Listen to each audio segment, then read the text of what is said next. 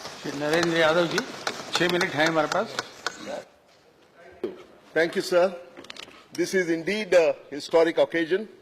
After so many debates and deliberations for more than 10 years, we have finally reached a stage where we are now in a position to take a momentous decision that will change our lives for a foreseeable future.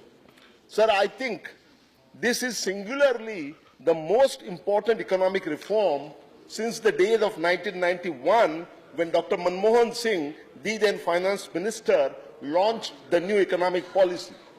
This bill, sir, is really a game changer. Sir, GST is essentially a consolidated indirect tax levied on the value added at every stage from manufacturing to consumption without making any differentiation between goods and services. Honorable members, Sri Chidambaram ji as well as Sri Yechuri ji, they have rightly warned against the possible regressivity of the high GST rate. Let me add that the theory of public finance also recommends moving towards optimal taxation, and this is certainly a move in that direction. GST is certainly a move in the direction towards optimal taxation because it avoids taxation of intermediate goods. Sir, what are the potential benefits of GST? Sir, properly designed GST laws and regulations can potentially deliver 6 benefits. First of them is simplification and unification of the indirect tax regime.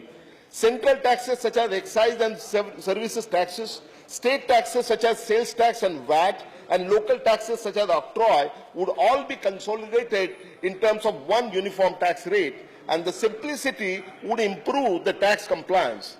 Second benefit is the elimination of geographical fragmentation, thereby creating one common market for the entire country. Third benefit would be, with the built-in transparency and self-policing feature, it would have the effect of reducing the black money, and there would be a greater probability of detection of tax evasion. This would certainly help arresting corruption and rent-seeking by indirect tax bureaucracy. The fourth advantage would be, and a great one at that, would be that GDP growth could be accelerated by 1.5 to 2 percentage points, and this would be possible on 2 accounts. First of all, there would be productivity gains from simplified and more efficient tax system and removal of interstate tax barriers. And secondly, it would be possible because of greater price competitiveness due to lower logistic and tax costs, thereby promoting exports as well as promoting investment. The fifth advantage would be, it would facilitate fiscal consolidation by widening the tax base because of the reduction in black economy, and thereby it would improve the tax collection, which would also release resources for social sector spending such as education and health sector. And the final advantage would be lowering the inflation rate over time due to lower logistic and tax costs and improvement in productivity. Sir, having discussed the potential benefits, let me now turn to the potential downside risks which are involved here. It would be naive to believe that GST alone would be a panacea to all our economic ills. In fact, the worldwide experience shows that if GST structure is not properly designed, there may be little or no benefit in terms of accelerating GDP growth and lowering inflation rate. In our case, at least 3 downside risks are noteworthy.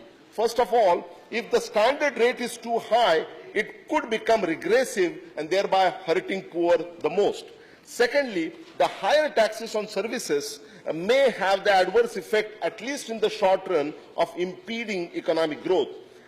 Third, at least in the short run, the prices of clothing, healthcare, education may go up and add to the inflationary pressures. Clearly, the devil is in the details of formulation and implementation. Sir, we must be mindful of the downside risks and the potential pitfalls. Nevertheless, there is no doubt whatsoever that passage of this bill would be a giant leap forward. I heartily commend the Honorable Finance Minister for rigorously pursuing this historic bill and also congratulate all the party leaders for their sagacity in supporting this momentous move. उपसभापति महोदय, आज सदन में जो विस्तृत चर्चा हो रही है उससे यह स्पष्ट रूप से प्रतीत होता है कि अविश्वास के काले बादल अब बिखर गए हैं, दूर हो गए हैं। बहुतांश राजनीतिक दलों का दिल अब साफ हो गया है। सर, किसी शायर ने कहा है, करम हो तेरे अच्छे तो किस्मत तेरी दासी है, करम हो तेरे अच्छे तो किस्मत तेरी दासी है। अगर दिल तेरा साफ हो तो घर ही में मदीना और काशी है। सारे राजनीतिक दलों का दिल अब साफ है और वित्त मंत्री जी का बिल भी अभी बहुत साफ है। अतः इस बिल का मैं तहे दिल से पूरी तरह से समर्थन करता हूं। धन्यवाद। धन्यवाद। संदेह के बादल छट गए हैं और वर्षा हो रही है।